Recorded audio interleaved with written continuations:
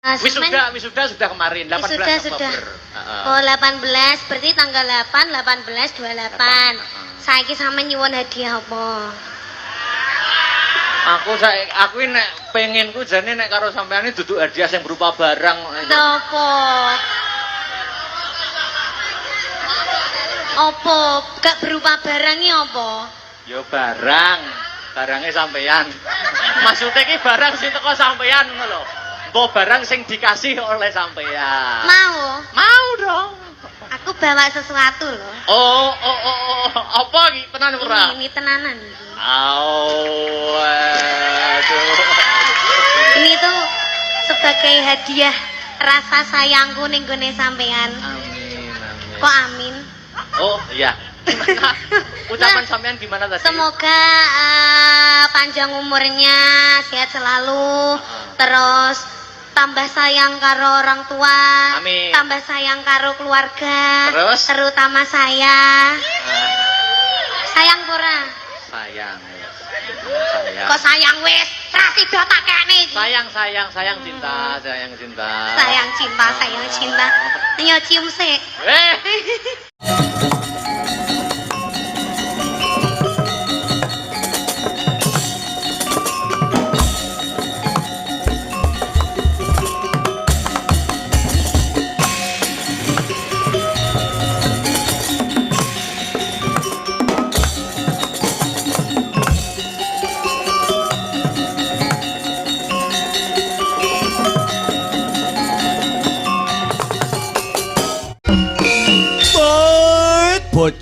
Bojleng iblis laknat padha jek-jekan.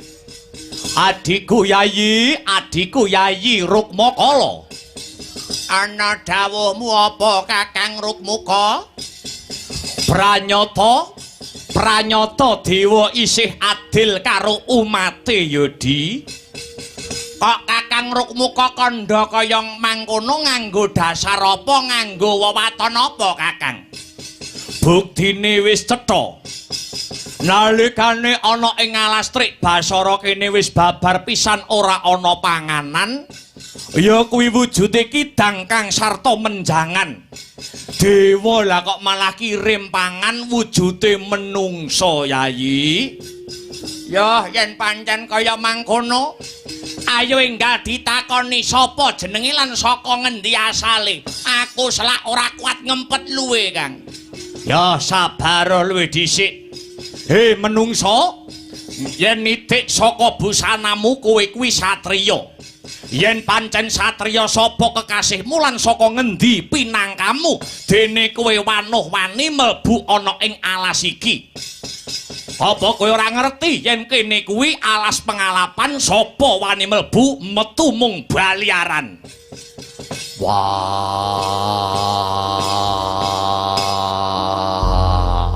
Edan. Suarane gumleger kaya gempa bumi ya. Pah, suarane wis marem, mentah daginge kaya ngopo ya, Kang? Yen bocah iki kelakon dadi panganane awake dhewe, aku request teponge ya, Kang. Aku ngenge ana pupune, Kang. Kowe kok milih pupu sebab apa? Wis dadi pakulinanku kok, Kang.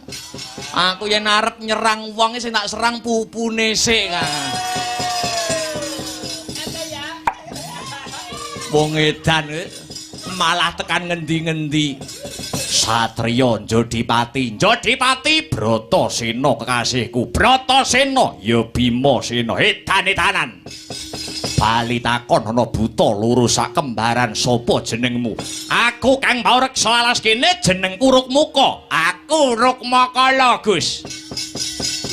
Lah banjur kowe manggon ning kene? Aku mituhu dawuh guruku.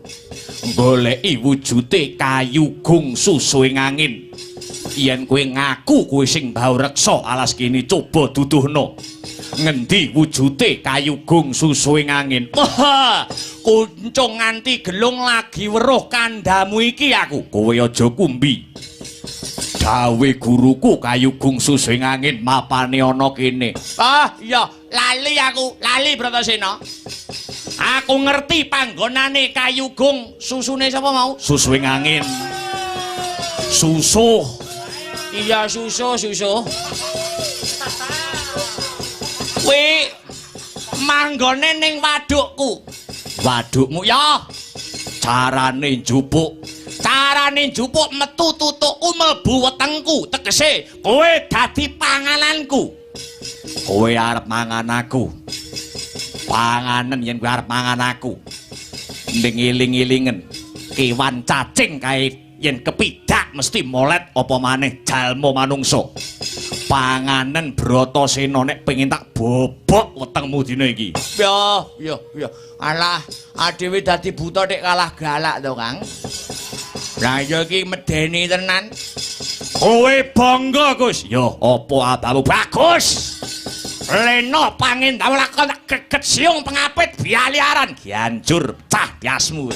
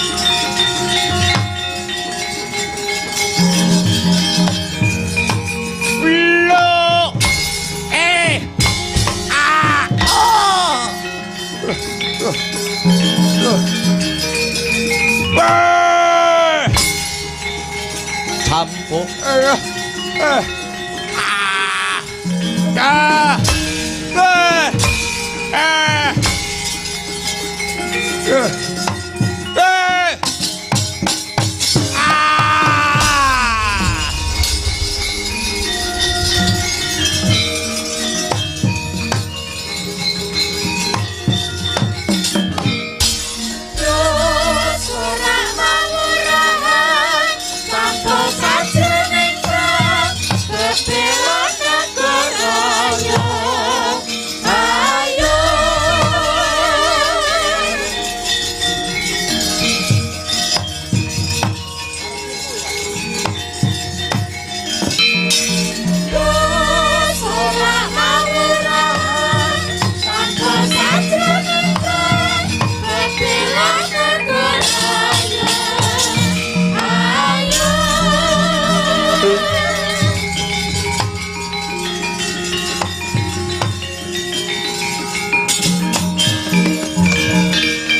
iku saknyatane kunjang seret winangun wonten kono beri renem temuni renamku diranut terasa kamilar sing angin sasidenan tanpa kepinjalan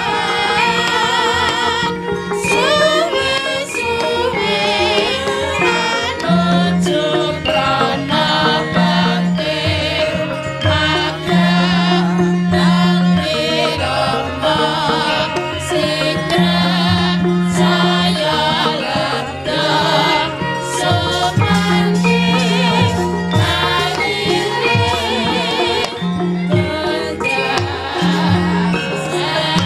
ilang sipating raseksa tinemune jebul Indra lan Bayu Dewaku basaku katuru Hong ilahing sekaring buwana langgeng ya Bratasena wis ulung tampa ora liwat pangestuku tampanana tak gegem dadi jimat Bayu Dewaku sembahku katur ya wis ndak tampa Bratasena dene pangestuku tampanana tak pundi handayanana kasantosan kenang apa sebabe Indra lan Bayu mimba dadi buta ngalas kawruhanana kulup marmane ulun sakloron mimba dadi buta awit saka kena paukuman kelawan pukulun Bathara Guru satemah dadi buta ingkang mapan ana ing alas kene dadi penyebabe kenang apa kok ulun sakloron kena paukuman ora bakal ndak jlentrehke ana kene ingkang wigati aku ngaturake panuwun marang jeneng kita Bratasena kang wis ngluwari panandang ulun iya ulun bakal takon luwih dhisik kenang apa kok jeneng kita kraya-raya mapan ana anastrik Basara kene Bratasena aku mundi dawuh Durna guruku goleki kayu gungsu suwing angin kinarya syarat sarana wedharing kawruh sangkan paraning dumadi ilmu kasampurnaning urip ya jagat ya dewa ya Bathara Bratasena piye sumurupa kayu gungsu suwing angin kuwi mboyak ana krana kuwi mung pasemon lire kepriye jarwane mangkene kayu kuwi kayun kuwi tegese karep dene susuing angin kuwi napas kang tegese urip cetane saben-saben wong kudu anduweni karep kang gedhe nanging aja wegah ambudidaya Bratasena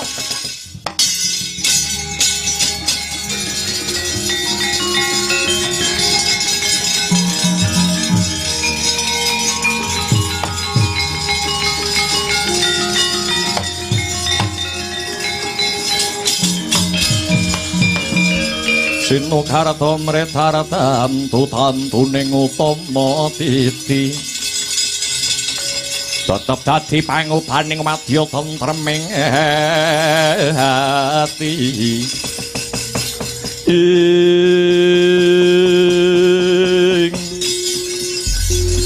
kinarya tandha tarima kasih krana kita wis kuwagang ngluwari panandang ulun kita bakal ndak paringi wujute piyandel ya kuwi sesupe duwi Indra mani ing marih kang daya kekuwatane Bratasena bisa ambyur ana sajroning samudra lamun jeneng kita Bratasena ambyur sajroning segara utawa samudra ora bakal tumekaning pati amarga sesupe duwi Indra mani ing marih iki bisa menehi daya kekuatan nalikane jeneng kita mapan ana banyu ngaturake panuwun ingkang tanpa upama ulun uga bakal paring piyandel Bratasena wujute sandangan marang Bratasena ingkang aran Gelung Winangun Minangkara Candi Rengga endhek ngarep dhuwur mburi kang tegese kita wis dunung sapa kang kudu nyembah lan sapa kang kudu sinembah.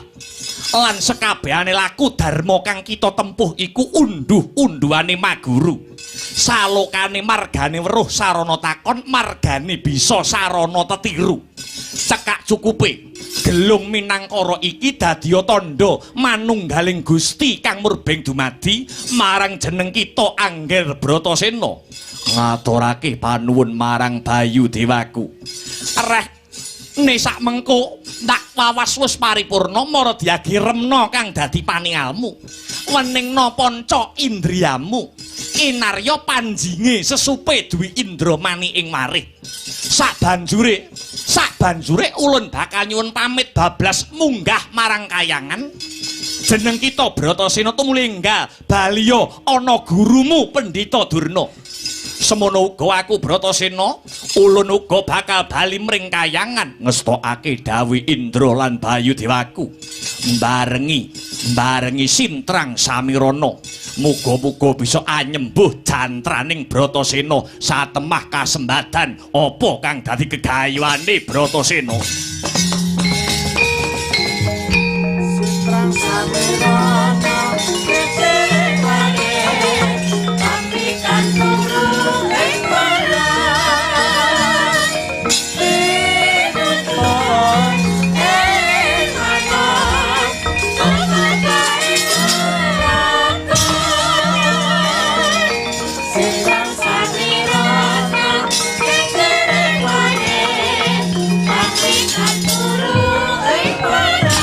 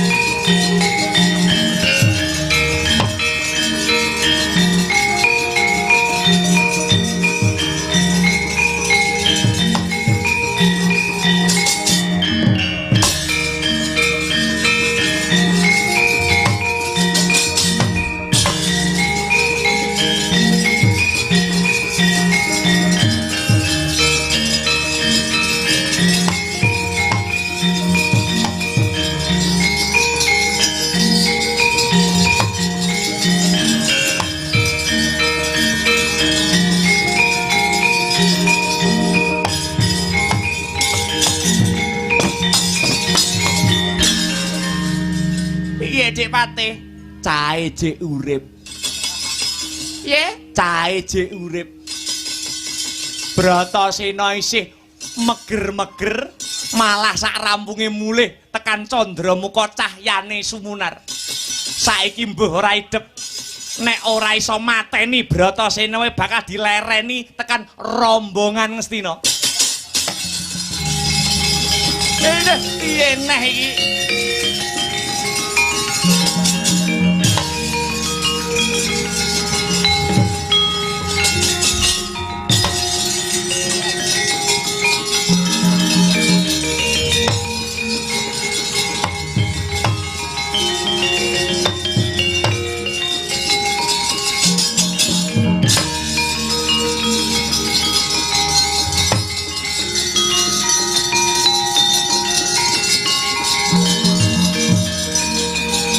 Lengo Patra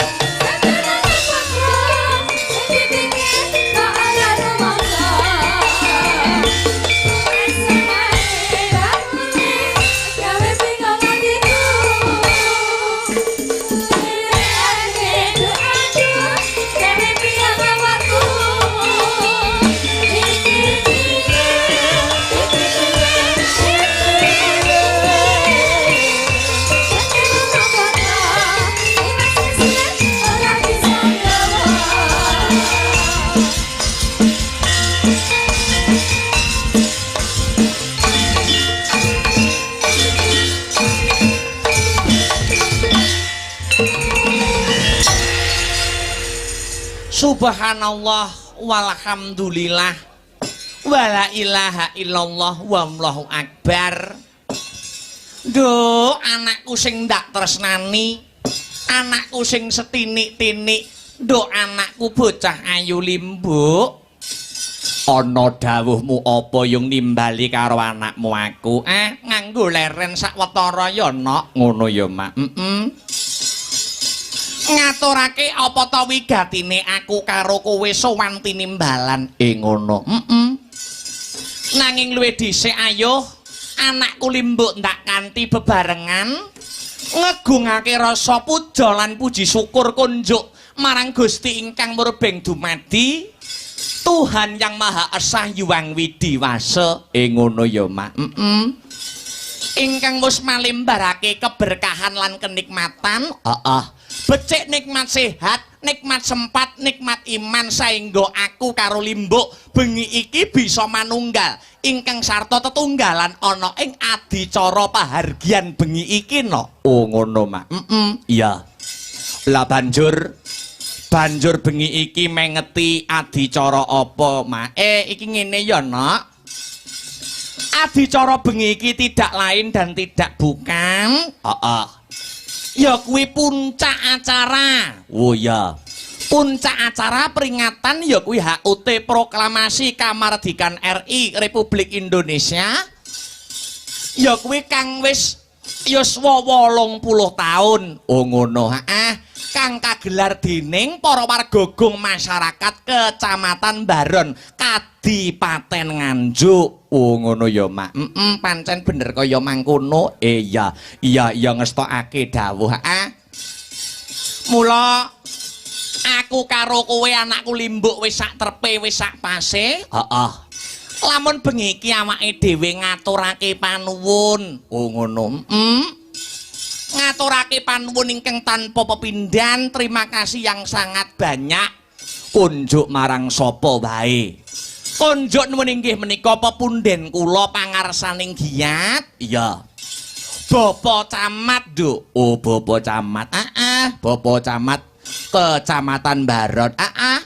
Asmane Bapak Gunawan Wibisana. Oh ngono. Sing mau sore wis kepareng babar pangandikan. Ngono ya mak. Uga ngaturake panuwun terima kasih yang sangat banyak kunjuk dumateng seluruh panitia sing wis ikut andil sukses lumadining pahargyan wayangan bengi iki no. Oh ngono ya mak. Panitia sing wis nata-nata. Uga sakliyane wayangan wiwit mau sore wis kebak ana basar barang yen ora kleru. Pancen bener disumbutke disembadani kono. Ngono. Iya ngestokake dawuh.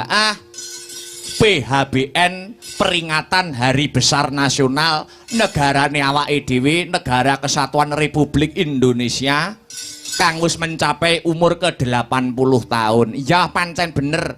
Senadyan iki sasine wis September, nanging tidak mengurangi semangate para warga kang mapan ana ing ya kuwi Kecamatan Baron, wabil khusus para sutresna budaya, pecinta wayang kulit kang bengi iki kepareng mirsani tumplek-blek dadi sawiji no. Oh ngono ya mak. Alhamdulillah wa syukurillah ya. Senadyan sasine September, wis September nanging tidak mengurangi rasa semangat para sutresna budaya. Oh ngono. Eling-eling nak, piye?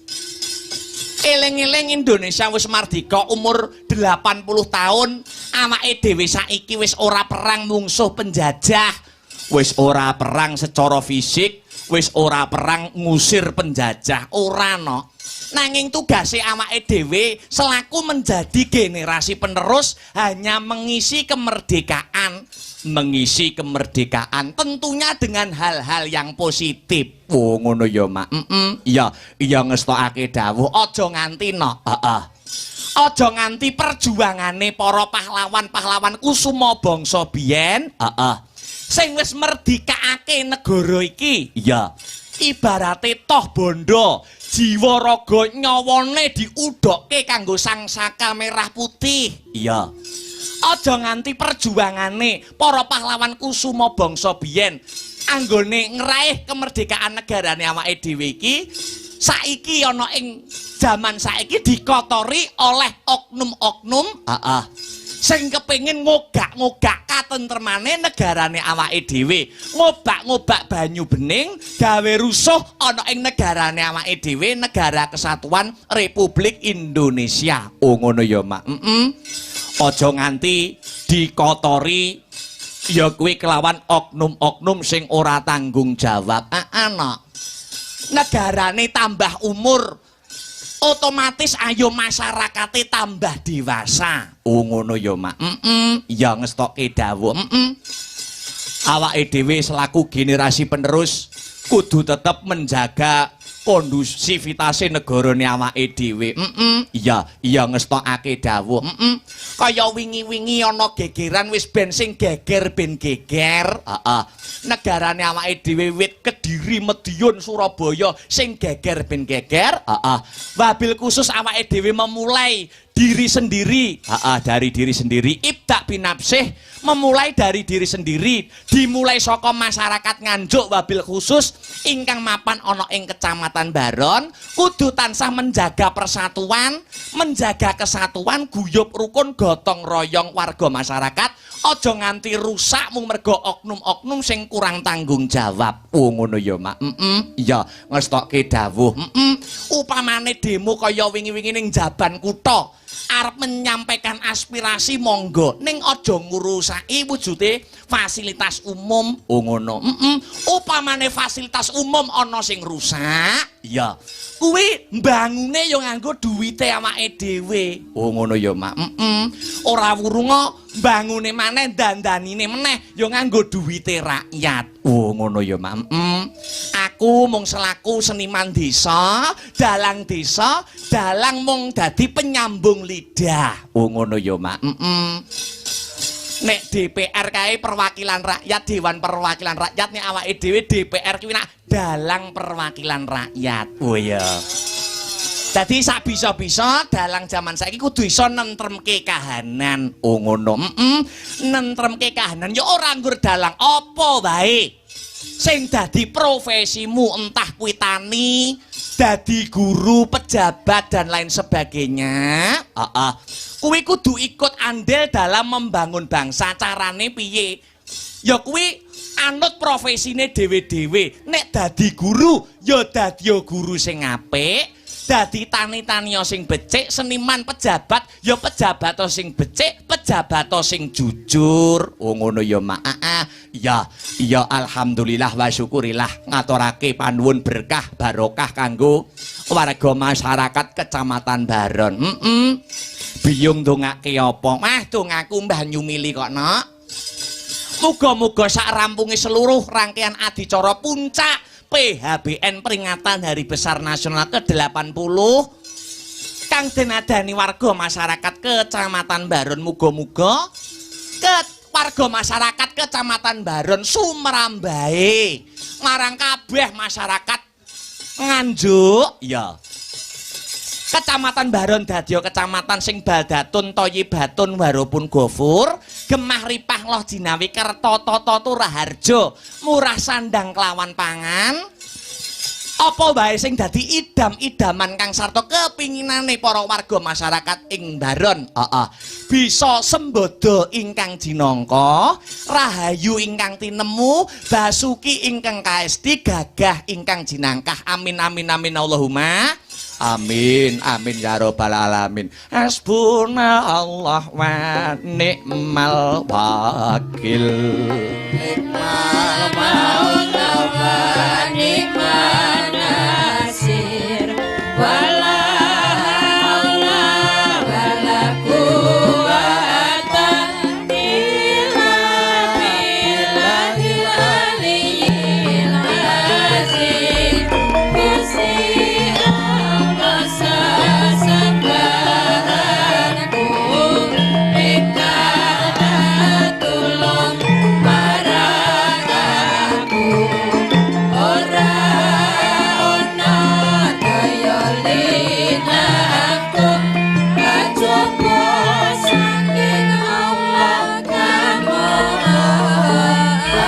Tri.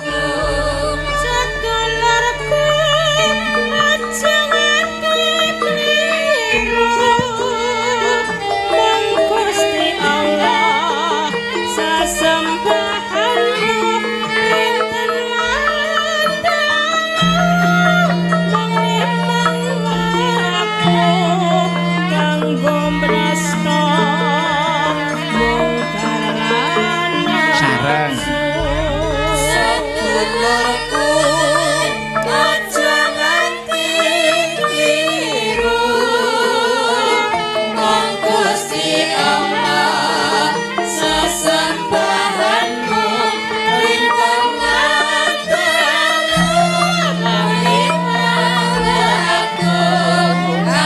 Kenceleng seru ya.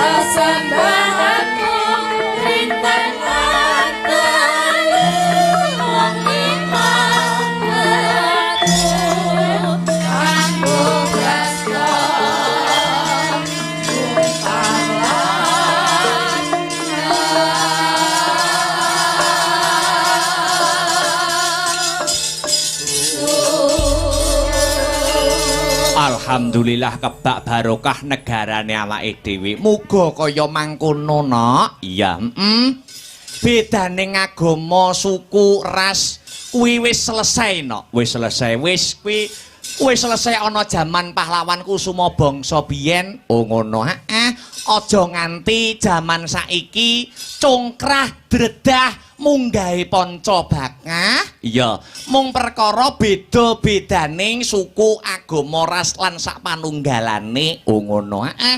Waton kuwi warga negara masyarakat Indonesia. Iya. Kuwi kudu saling menghormati. Oh ngono ya, Mak. Iya ngestokake dawuh. Tri rukun kudu tetep dicekel kenceng karo para warga masyarakat Kecamatan Baron. Oh ngono. Tri rukun. Satu rukun sesama umat beragama. Angka loro, siji rukun karo padha padaning agama, loro rukun karo antar agama beda agama, telu rukun karo penghayat kepercayaan. Oh ngono ya, Mak. Iya ngestokake dawuh. Islam, Kristen, Katolik, Hindu, Buddha, Konghucu, kuwi kudu beda-bedaning agama kudu tetep dihormati. Ngono ya, Mak. Uga sedulur-sedulur kang ngrasuk kapercayan senadyan to ana negarane awake dhewe. Kapercayan mono durung disahkan secara negara, tapi cara pengibadahe, ngibadahi wong-wong kepercayaan juga dilindungi oleh negara kita, Negara Kesatuan Republik Indonesia melalui Undang-Undang Dasar. Oh ngono ya, Mak. Ya. Kanca-kanca dulur-dulur sing ngrasuk kapercayaan kudu tetep dihormati. Ngilmu sejati, perjalanan, sabto dharma dan lain sebagainya kuwi kabeh dulur-dulur awake dhewe, tunggal bangsa, tunggal negara. Ngono ya, Mak. Ya, ngestokke dawuh. Bengi iki alhamdulillah sing dianti-anti wis dadi bukti, sing diantu-antu wis lumaku mayangan ana ing Kecamatan Baron. Sesuk bengi uga isih disambung. Sesuk bengi ning ndi? Sesuk bengi ning Sekaran lo ceret. Oh ngono. Ya, sesuk bengi ning Sekaran, ning Ude apa kok lali aku? Terus bintang tamune uga Mbak Elisa sesuk. Oh ngono. Kepara sesuk ana Mas Komet kelawan Mas Dodok. Oh ngono. Sesuk bengi isih disambung. Sesuke neh ya disambung neh. Ning ndi? Ning Setren. Oh Rejoso. Iki lakone apik no. Sing tanggal pira kuwi ning Setren? Tanggal 13 ya lakone apa Banjaran Gondomana. Wah iya. Kira-kira wong Setrene njaluk lakon sing ndase dalange iso pecah. Iya. Ora apa-apa nek ngono ora sinau mengko. Ora buka buku nek ngono. Iya, ya ngestokke dawuh. Sowan komplit, Nak. Ya kuwi kanca-kanca kang kagabung Sanggar Seni Astabrata mijil saka Jalan Mastrip Ganung Kidul Kecamatan Nganjuk Kadipaten Nganjuk. Iya, klungsu-klungsu nderek udu para warga pamiyarsa kang mapan ana ing Kecamatan Baron. Awake dhewe isih ngrumangsani seniman isih junior. Isih akeh kekurangane tinimbang keluwihane. Isih akeh kudu sinau marang para-para pepunden senior dalang. Isih akeh banyak bothekan kang sarta vokabulere karo para-para bapak-bapak kang sarta senior-senior dalang. Oh ngono ya, Mak. Ning awake dhewe sak bisa-bisa ya menehi rasa sing beda. Wah iya ngestokake dawuh. Rasane enak apa ora enak kuwi gumantung ana ilate dhewe-dhewe no. Ya ngestokke dawuh. Sing baku klungsu-klungsu nderek udu ya kuwi berkarya sak gaduking nalar sakadaring lampah ya, Mak. Kanthi dasar lan awewaton asor tan anggunggung diri ngalah ora ngalap menang kebak rasa pangapura. Wah iya ngestokke dawuh. Ya iki sadurunge ngaturke tetembangan ya kang sarta iki uga ana Mbak Yuelisa. Ning sadurunge ngaturke tetembangan kanggo pambuka no. Oh ngono salam mukadimah.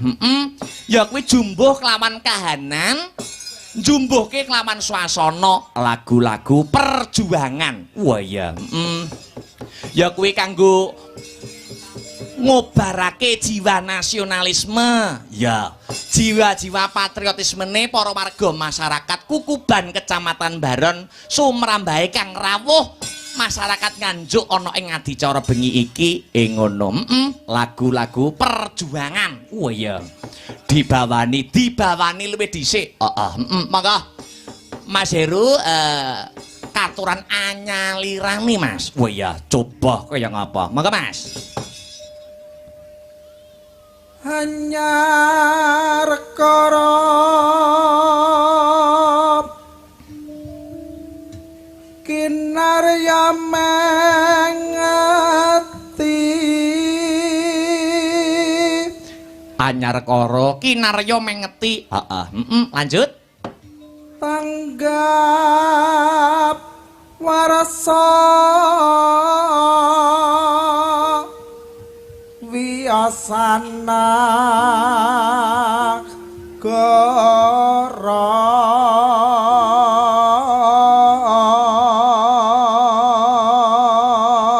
tanggap warsa wiyosan negara.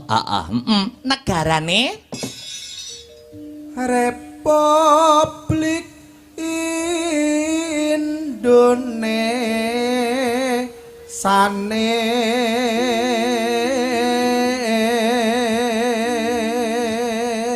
Republik Indonesia negarane awake dhewe sing sudah mencapai umur pira Mas? Wos walang dasa taun.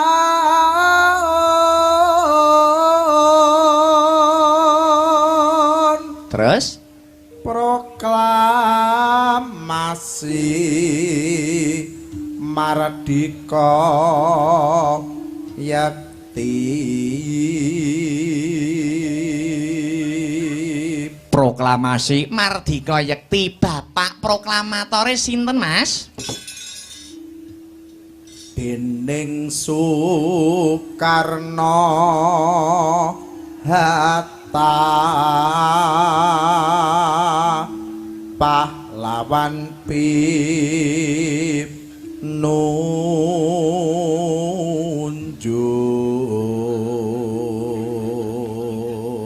Soekarno Hatta didukung kali sinten kemawon Mas Bapak Soekarno Hatta?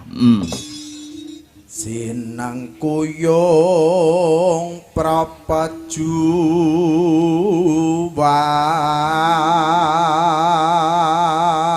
sumpahipun para pejuang rela bondo rela donya handerpati.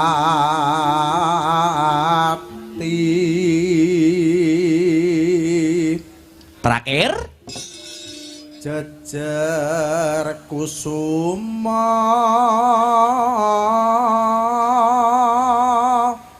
bangsa.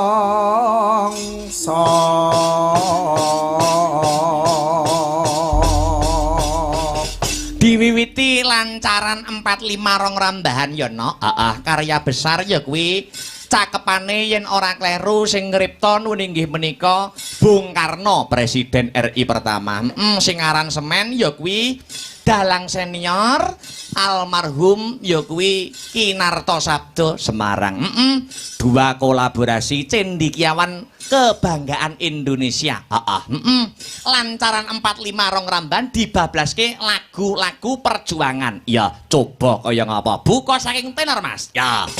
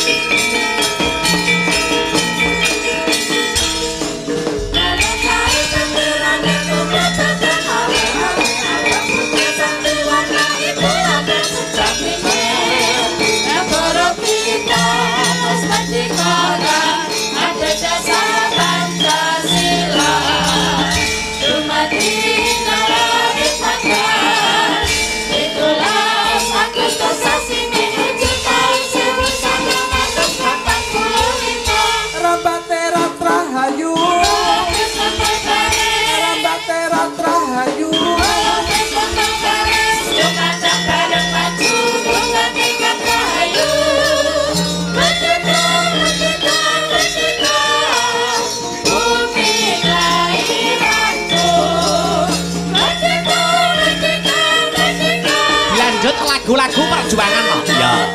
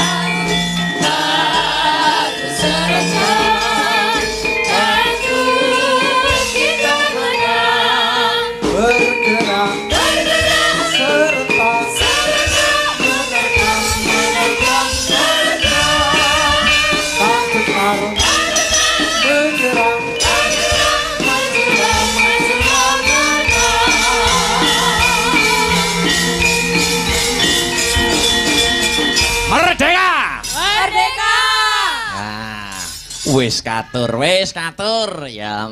Wah ki lho no enek surat sak semene kae no. Wah ya. Dik diwaca siji dari kepala desa Kecamatan Baron kepala desa Baron saking warga dusun Nanggungan desa Baron gendengipun podang kuning Pak Dalang ingkang nyekar Mbak Elisa saking warga dusun pundi iki Lobeser enten to Lobeser Lobeser Timur Lobeser Barat Desa Baron gendingipun ninggal katresnan Mas Dalang. Saking warga dusun Wates, Desa Baron gendingipun Gelang Alit Banyuwanginan. Ya. Saking warga dusun Padasan, oh ya. Desa Baron gendingipun Kembang Jagung. Ya. Saking warga dusun Baron Timur, Desa Baron gendingipun Setya Tuhu. Wis jejer kene enak ya. Ya. Ya iki Mbak Yuku Elisa kon jumeneng ya no. Ya nggo mecah sepining swasana prau layar no. Prau layar sak rambahan wae. Oh ya, nggo mecah sepining swasana. Oh ngono. Monggo Mbak Yuku Elisa jumeneng ngancani Keng Rayi. Wonten ing sasana budaya pepanggungan coba kaya ngapa prau layar.